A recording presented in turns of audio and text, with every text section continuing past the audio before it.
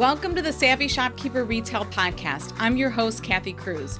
I'm a former brick and mortar store owner turned retail expert who is passionate about entrepreneurship and has experienced the highs and lows of running a retail business. Whether you're a seasoned retail veteran or an aspiring store owner, consider me your guide on this store owning journey. If you're looking to run a profitable and growing business that doesn't drain you, follow my 6 stages of shopkeeping and subscribe to this show. Join me for a journey of continuous learning where protecting your mind, maximizing profit, and determining your own schedule are a priority. Get ready to work smarter, profit more, and grow your retail business. Welcome to episode 227 of the Savvy Shopkeeper Retail Podcast. Profitable Nostalgia, how Elisa Vietri turned swanky vintage style into her livelihood. I'm your host, Kathy Cruz. In today's episode, I interview a longtime Master Shopkeepers member. You'll hear all about her and her store in a couple minutes, I promise, and her whole journey. But before I share the interview, I want to mention a couple things that Elisa mentioned after I stopped the recording. Elisa bootstrapped her business and has no debt. Now, this isn't a judgment on anyone who does have debt. I mention it because I want the bootstrappers out there, and I am a bootstrapper at heart. You know this if you've listened to the podcast for a while. I want all of you bootstrappers to hear what's possible. During the interview with Elisa, she repeatedly says, and I think it was like in a variety of ways, but she repeatedly stressed that store ownership is hard. Entrepreneurship is hard. And they are true and caring words from Elisa. And I'm sure she says it to prepare you, especially if you're early on in the journey, just to prepare you for how challenging this journey can be. But I don't want to overlook her accomplishments either. Her business is her livelihood. She is a stage 3 shopkeeper who fully supports herself and her life through her vintage shop. And if you're familiar with the stages of shopkeeping, that's my framework that will help you grow from the time that you open your store until the end of your journey. It's really important to understand what stage you're in. And if you don't know what stage you're in, you can take my quiz at savvyshopkeeper.com/quiz. But at the end, you'll hear that Elisa and I get emotional. We've been on this journey together for, I think, 5 years. And what I realize is I don't take this lightly. The relationships I build or the impact that Master Shopkeepers has on members, I don't ever want this to be at the back of my mind. I want it to be front and center. Yes, I can talk about stores and profit and pay and systems for days, but this is a relationship business too. And I'm incredibly honored that Elisa would let me interview her and that she's my friend. So here's my interview with Elisa Vietri, owner of Moonstruck Vintage CLE. So today I'm really happy to share that I have Elisa Vietri with me. She's a Master Shopkeepers member. And I have to add, she's a long time Master Shopkeepers member. So I'm really happy to have her here. I don't do the shopkeeper stories often. They're kind of sporadic, but I thought it was important to bring on some members who have been on this journey with me for a while. I have someone that I'll be interviewing soon that joined before she even opened her store. So today I welcome Elisa, and we have a funny story about how we met. Maybe we'll save that for later. But Elisa, thank you so much for being here. I appreciate it. Thank you, Kathy. I am thrilled to be with you today. So I always like to start these interviews off by asking about your journey, because I find that every single store owner's journey into owning a store is incredibly different. We all come from different places, different backgrounds, different careers, different paths. So I would really want to know, what was your story into opening your store? And then we'll talk about the store. First of all, I'll be very blunt in saying I knew nothing about retail or having or opening a store. But because I sell vintage, I've always been a collector, and I always dreamed of having a space where I could share my finds with other people who had similar interests in collecting and having vintage items. So that was really the basis to why I started the store. It also happened that I found a space in the neighborhood that I absolutely love. My store is located in Little Italy in Cleveland, Ohio. I have an Italian background, and I have always loved the neighborhood. Great place to eat and drink and just enjoy the vibe. So when that space came open, I was driving by with a friend one day and she said, oh, look. And she was much more excited than that. But she said, oh, look, that space is available. And I think within a couple of weeks, I had rented it, not knowing a thing. Oh, really? You knew when you saw the space, when she pointed it out to you. What Mhm. is the name of your store so you can tell all the listeners?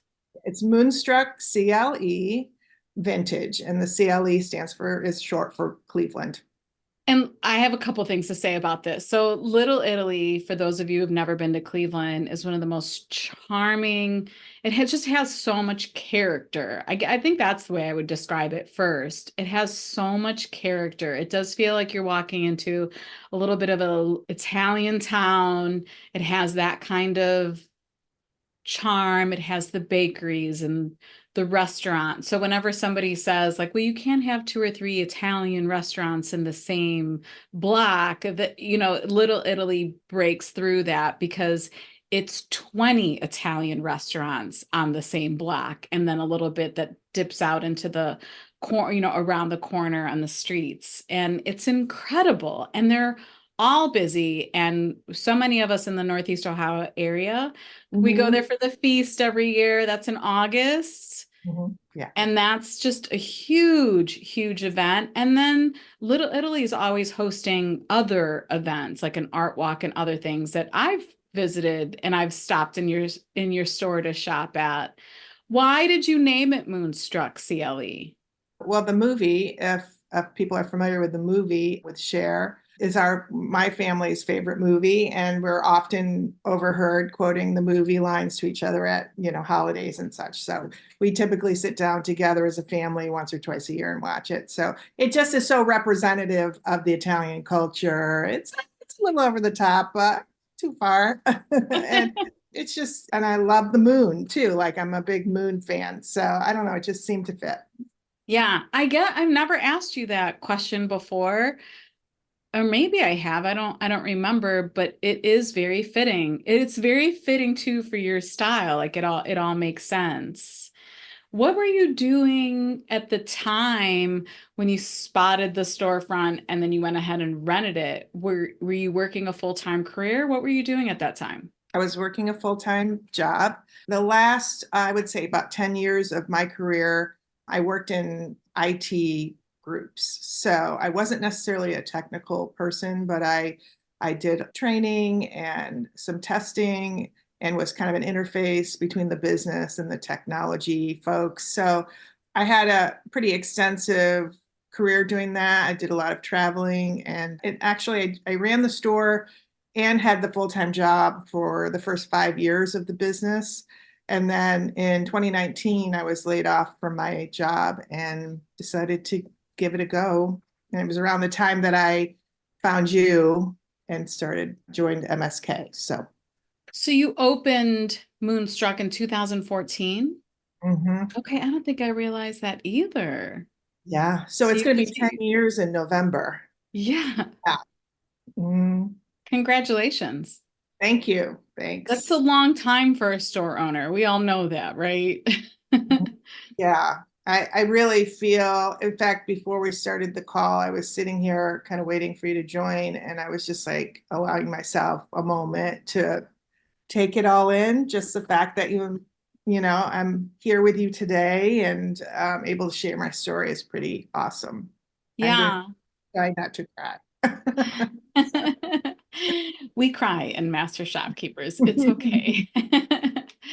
And when you say cry, is it emotion from pride, from the roller coaster ride of being an entrepreneur? Where does the emotion come from? Yeah, I think it's a double-edged sword. So I think it's pride, just allowing myself to realize that this is the way I support myself now. And I'm essentially a solopreneur. So even though I have a couple friends and some family members that help out once in a while, I do it on my own. But I also make a living this way. And so it's a lot of pride. And at the other edge of the sword is exhaustion, anxiety, fear, all the things that come along with having a small business and depending on it for your living. So, Yeah. And I want to pause there too, because I think that's really important for the store owners that are listening or who are just starting out or wherever you are in your journey, that that you can do this and have a livelihood and contribute or be the sole breadwinner in your household and take care of yourself and do all of that from running a retail store. There's so many times where I talk to store owners that feel like retail isn't profitable or they can't do that. So just like pause and applaud you for that. It's a big deal. thank you. So let's go back to 2019. Do you want to tell the story about how we met? Yeah, we were at a networking event. I was there with a friend of mine. You were just there attending, right? You weren't speaking or anything. But when did MSK start, or when did Savvy Shopkeeper start? Was it 2018? Oh gosh, I think technically I started it at the end of 2016. My first blog post might have been early 2017. Okay. And then Master Shopkeepers, I think I started in 2018. Oh, okay. Okay, that's what I was thinking. Yeah, because I think I joined in 2019. But anyway, we were at a networking event in a really beautiful space, and we got chatting with you, my friend and I, and we discovered that you were a former murder detective. And we happen to be murderinos because we follow a podcast and My Favorite Murder, which they kindly called their followers murderinos. So in fact, it's so funny. Before I got on the call, like there were two police cars parked out front, and I'm like, what's going on? I'm on the case. So my friend and I are always like, we're on the case, but we were like fangirling all over you because we thought, how cool is it that we know somebody who knows murder? Which, I know, topic not to laugh about, but the fact that that's how we met and connected, does make me chuckle. You two were so fun. There's just the whole conversation was fun, right? Because I could sometimes be in that kind of setting and feel uncomfortable, right? Where I don't want anyone, there were years where I didn't really want anyone to know what I did. And especially when I first started Savvy Shopkeeper, I didn't talk about it much and I hid it, but it was just really fun that we had that because I felt safe and I felt like it was a fun way to break the ice and have this conversation and meet new people.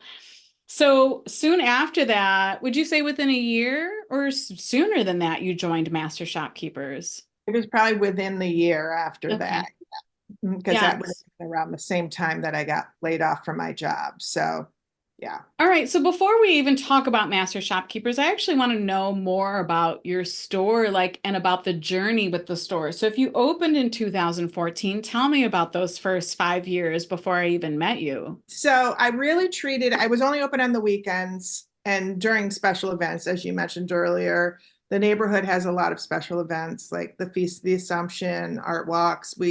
The Columbus Day Parade goes through the neighborhood on that day. So there's a lot going on. So I would be open on the weekends and during any special events. I'm still working my full-time job. I really truly treated it like a hobby. So everything I made through the store, and I was really fortunate because I was able to make my bills from the day I opened my doors because the foot traffic is incredible.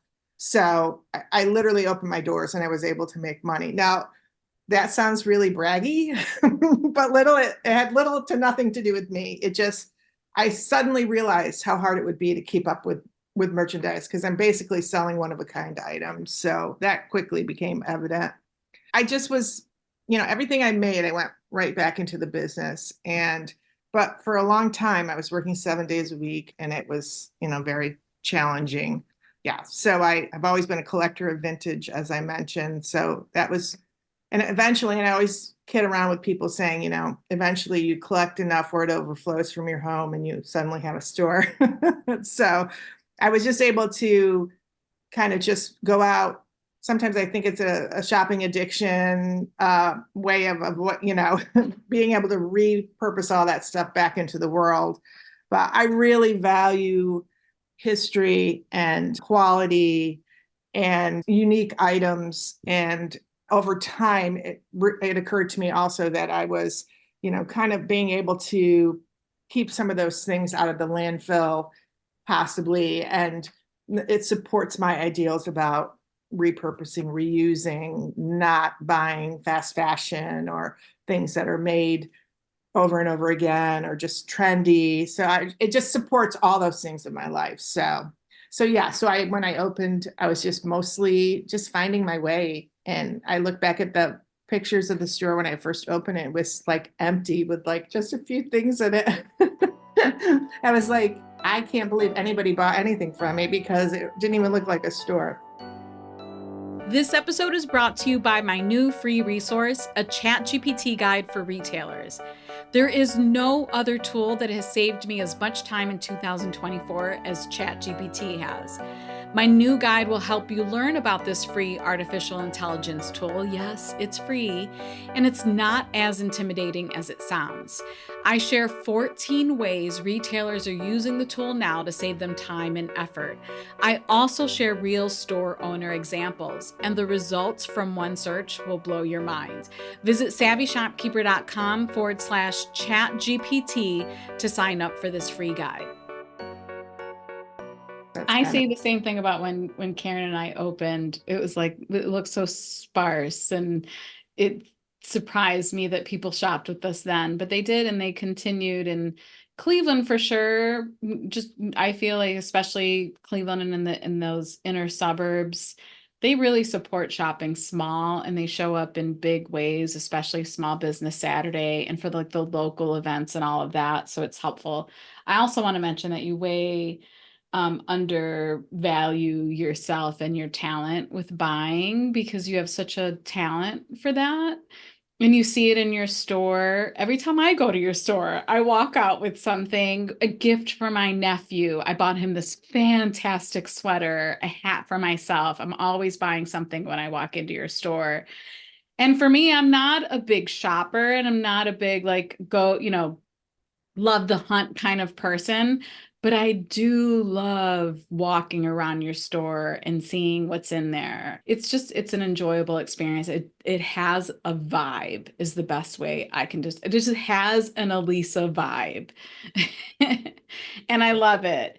So when you said you got laid off in 2019, and did you make a conscious decision then to go all in on Moonstruck?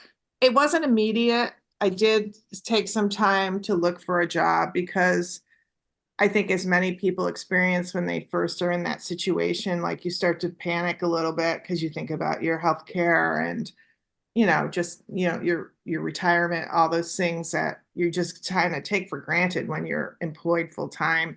So I did look for a job, but I immediately transitioned into being open more days and more hours, and just as a supplemental to, you know, looking for a new job. But it quickly became apparent to me, and I believe, and I wish I had journaled all this, but I really believe when I joined MSK, I think that was the first time that I'm getting chills just talking about that I felt like, oh, I could actually make this work. And this could be like a viable means of income for me. And I think that was the moment I thought, well, let's give this a go. And I kind of stopped looking for another job. So Okay, you're gonna give me chills and make me tear up. We knew that was gonna happen. I didn't know that. Like, that's yeah. huge. That's Yeah. huge. So you went from being open how many days? You shifted to how many more days? Do you remember? Yeah, I used to be open Friday night, Saturday, and Sunday. And then I went to, I think it was Wednesday, Thursday, Friday, Saturday, Sunday. And kind of where I'm back to now. I've readjusted back to those hours. So, but Was yeah, that I guess was open more hours too. and was that the defining moment when you said, I'm going to take this from a hobby to a career? I would say so. Yeah. Do you Yeah. remember what it was in particular, or was it just being in the group amongst all these other store owners doing the same thing? Well, yeah, first and foremost, it was meeting all these incredible badass business women, mostly women, doing this and doing it in a big, big way. And I thought, I always thought of myself as sort of a small fish in a big pond, but that's one of the coolest things about MSK is that you never feel like you don't belong or don't count or don't fit in because everybody's kind of treated equally. And I know you work really hard at that, but we all have value to bring. So that seeing other people do it, and then be quite honest, it was when, and you taught us and always are teaching us about paying ourselves. And I had never really formally paid myself because I think at that time in the very early beginnings, I was on unemployment and I had savings. So I wasn't really paying myself. And I thought, and I just remember the day when you said, I don't care how much it is, but you are paying yourself. And you tell everybody that all the time. And it really, I'm like, okay, okay, all right, I'm gonna do this. I'm gonna give myself a paycheck. And that's when I thought, okay, I can do this. So where were you when you joined, when you unfortunately were laid off? Where were you in the journey in terms of like the stages of shopkeeping? Do you know? Like where would you have put yourself at that time? Oh, I would have been, at the lowest level, because really I didn't have a bookkeeper at that point. I wasn't formally paying myself. I had somebody working for me, but it was all under the table. And I was still trying to do everything. And I would say I didn't know where to even begin doing it the quote unquote right way. I had no Yeah. idea. And Mhm. where would you say you are now? Because this is the interesting thing too, is that you're still pretty much a solopreneur. And this is the important thing to know. I guess it's like a store owner who's buying new. They're doing the buying and they're doing the sourcing. And you do the same thing in a vintage store. You're doing the sourcing and the buying, but that means you're traveling to, I imagine, estate sales and other places or people that reach out to you who say, "Hey, listen, I know you might be interested in these things." But then it still means you have to go there and take a look at it and pick what you're buying. Where would you say you are on the journey now in terms of the stages? It's funny, I've taken the quiz several times and I always kind of end up, except I don't have employees, right? So what's the highest level that before you get, is it five now? Did you, 5 is retail CEO and stage 6 is scaling retailer, but scaling retailers are rare. oh yeah, I would say I'm like between three and four, mostly because of the way I choose to run my business. So it's just me. I don't have employees. So I would say I'm in that area. Now I used to really, there was a time after 2019 where I really tried to change that. I really wanted to grow. I wanted to have employees. I wanted to have all the things that move you up to the next level. And then last year, I kind of realized that I wasn't having fun anymore. And I was farther and farther away from the things that I felt like that were my zone of genius. And things like buying, things like social media, the photography, the just being in the store. I felt like I was distant from those things. So I kind of reverted back to I'm okay where I'm at. I'm always focused on, increasing revenue as best I can. They're small incremental movements, but I have been doing that for years. So something's working and I think I'm getting better at it. So, but yeah, at the same time, I feel freer and like I'm doing the things I love which is the whole point of opening this business. Yes, I'm so glad you said all of those things. She's celebrating. She's celebrating. You guys can't see it, but she's celebrating. I love everything that you just said because I try to say that all the time in Master Shopkeepers and I think on the podcast too is, the 6 stages exist, but it's a helpful tool. And if you want to move up to the next stage, now you know once you join Master Shopkeepers what it is that would get you to that next stage. And I have so much respect for the store owners who maybe dip their toe in the water of being in stage 4 and then realize, no, this isn't for me. I'm really my happiest at stage 3. And whatever stage it is, I think it's more than okay because I can't agree with you more. It's like, what is going to make you the most happy and the most fulfilled? It's so incredibly important not to lose sight of that. Yeah. Because when you lose sight of that, it's a disservice to your customers or your clients or the people that you serve because they're going to sense that, And I want to make sure that I mention how talented I think Elisa is both in writing and in photography. So Elisa generously took headshots it was at the first retreat. Was it the first retreat?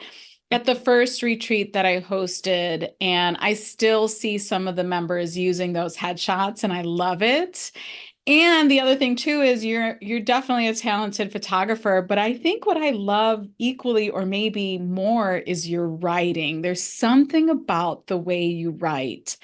So follow Elisa on social media. It's at Moonstruck CLE, right? Is that on Instagram? Moonstruck CLE, which I normally cover at the end, but I want everyone to go follow you now because the photography paired with her words, it's swanky. I don't even know how to describe it. It's a bit swanky. It's almost to the point. It's not long-winded. It's like walking into your store. It just clicked for me. It literally is like walking into your store.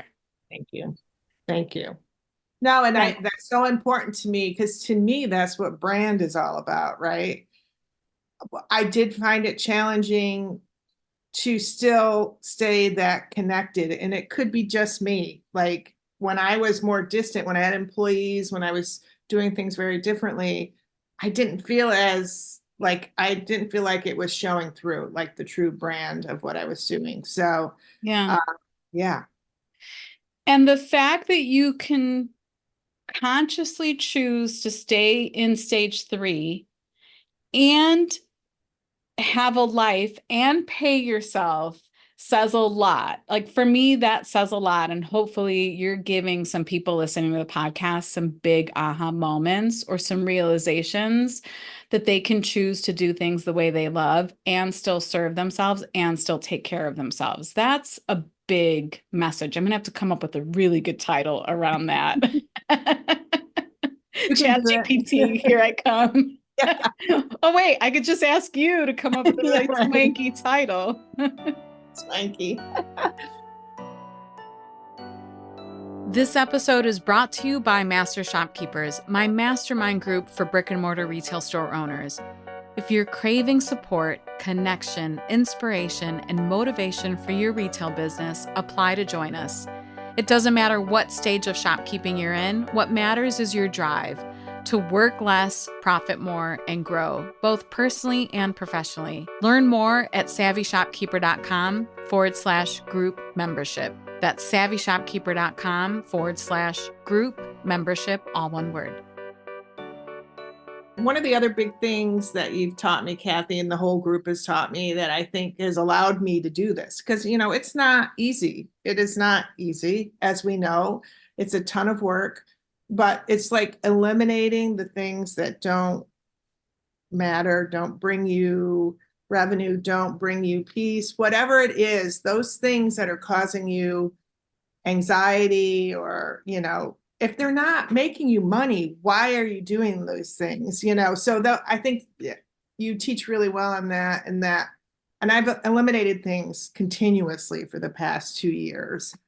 And I can't say I miss one of them. It's like a decluttering of the unnecessary things in my business, which has allowed me to continue on my own. It's still hard, but it's much easier without that clutter. And the big thing is I feel like I don't know all of your numbers, but I feel like you've done that and you've grown every year. Yeah. Yeah, I have. I'm really grateful. Like it's not leaps and bounds, but it's like really great, significant steps in the right direction. And I look around me in the group, and there are some people who have massive businesses but I also understand the responsibility involved with that, the people responsibility, the financial, all those things. I mean, their heart and soul is in it.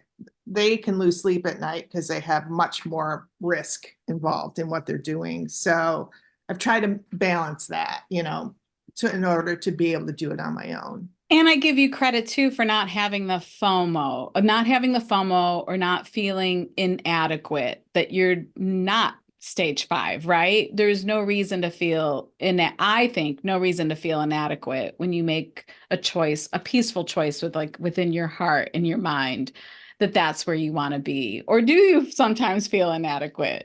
Well, of course. I think it's a mindset thing for sure, and I've worked on for the past few years. Because at first, there is that feeling of, well, gee, maybe this is not the group for me because I don't have $1 million business or I don't have 3 stores. But the reality is, when I really looked at these women and said, the responsibilities are enormous, enormous. I respect them so much more, but I also find that I choose a different path because I know I wouldn't feel, I wouldn't be able to do it on my own. And that's really a kind of a goal of mine. So, Yeah. The interesting thing is most members in the group are not stage 5, but I think seeing those badass women, like we describe them, seeing them for some reason, it stands out a little bit more. But the majority of the members are in stages 4, 3, and 2. So it's interesting to have that part of the conversation. So what are a few of like the defining moments in master shopkeepers that have helped you grow and move? Like you said, decluttering and simplifying and focusing on the things that make you money. But I've seen a big shift in you over these years. And I just want to say this too. You bring a sense of calm. I always appreciate when you show up on Zoom calls with the whole group.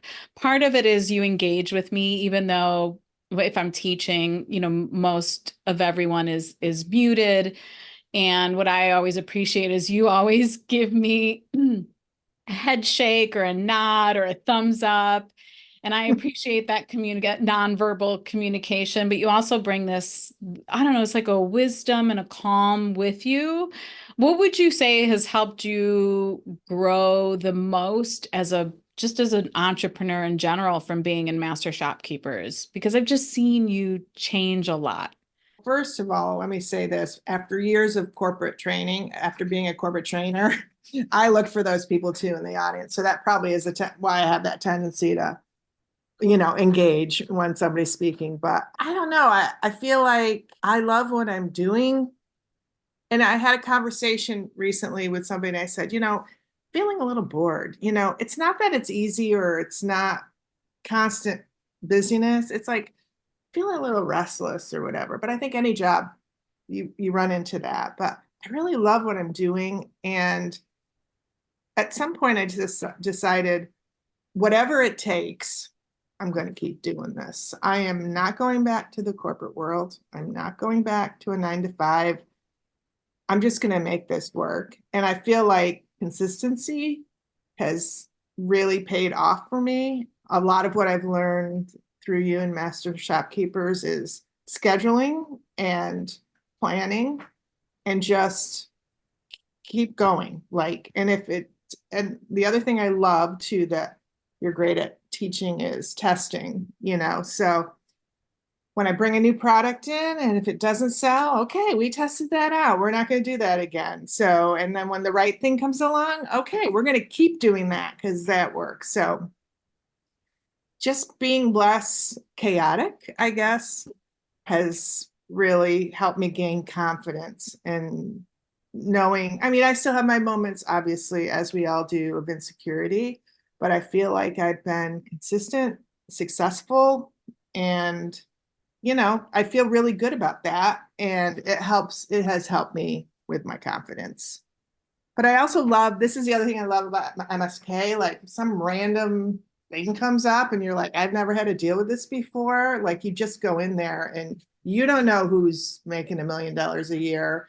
You don't know who has 6 stores or whatever it is. You're just like, everybody's like, I can help you. And like, it's like people just cannot wait to help you. So you included in that, but that's the coolest thing is having like a community to depend on. I'm sure that's a very rambly in specific.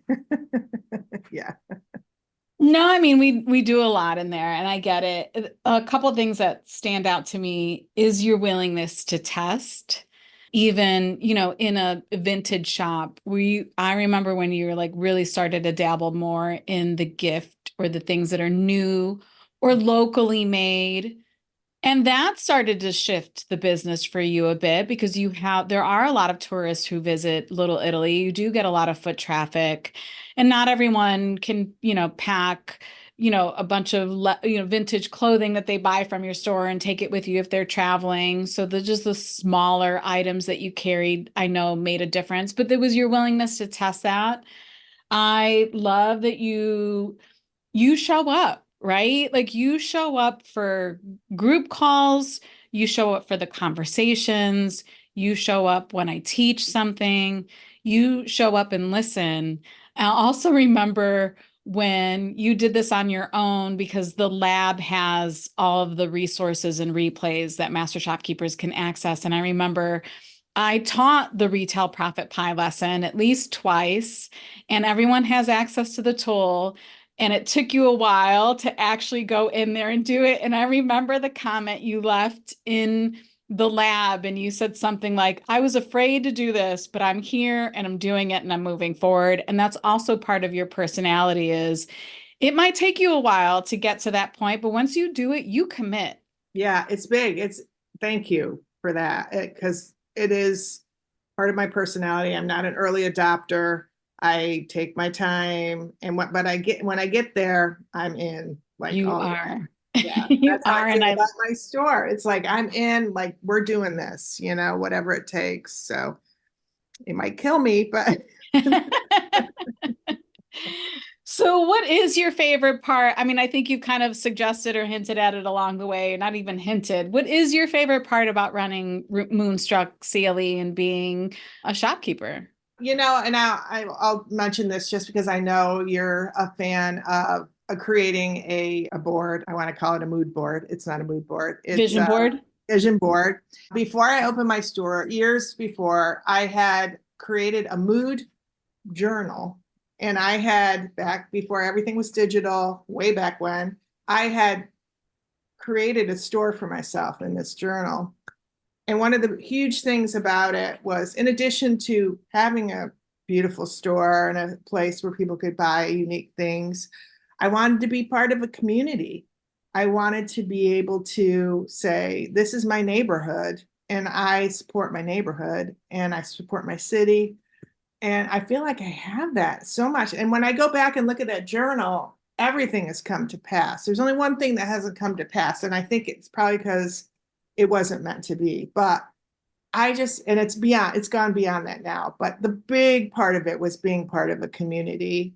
And I feel like I'm that. Like, I feel like I support every event, I support my locals, and I support our visitors who are tourists or just coming by, for dinner. So I feel like I've accomplished that. And I really love that about my store.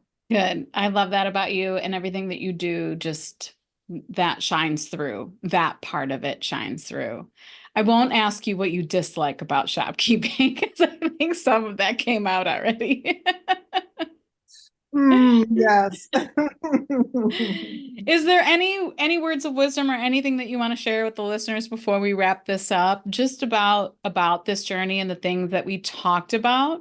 I mean, and I think I've been really clear about it from the beginning, but I really couldn't be in this place without you and without Master Shopkeepers. I feel like I have had such an education and it's enabled me to live my dream. Again, not easy every day. Sometimes you're bored, sometimes you have complete anxiety, but I feel like I have the tools to make it work. I'm grateful to you for that. And if anybody's listening and they're thinking about it, just be prepared for it's a bumpy road, but it's like if you truly want it, it's worth the ride. So If you truly want it, it's worth the ride. I love that. That's a great way to wrap this up. We're just going to leave it on a high note. yeah. Just fist pump. I love that. And you made me tear up again. Elisa, I don't know how to say it. I just have so much respect for you and I adore you and I love visiting your store and I love the energy that you bring. I've said all of the things, but it's genuine, it's from the heart. Let everyone know where they can follow you. Can they shop with you online? Because you also sell vintage. We didn't even talk about that. You also sell your vintage on Etsy and you have a website. And then, of course, everyone has to follow you just to see your swanky language. I love that. I'm going to totally own that. Yeah, I'm at Moonstruck CLE. And again, CLE is short for Cleveland. And then on Etsy, I'm Moonstruck Vintage.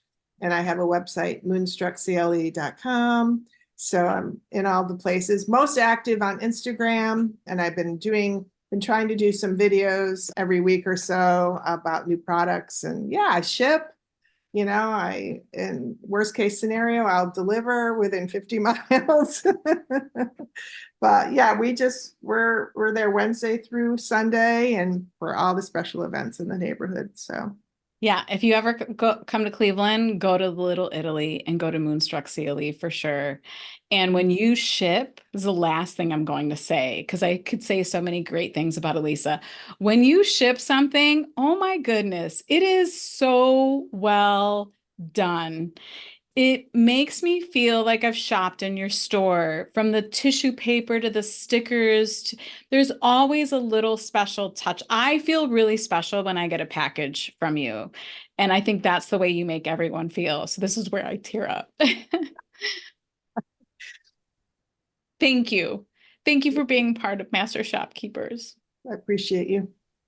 I can't speak, but And this is how we wrap it up. oh my gosh.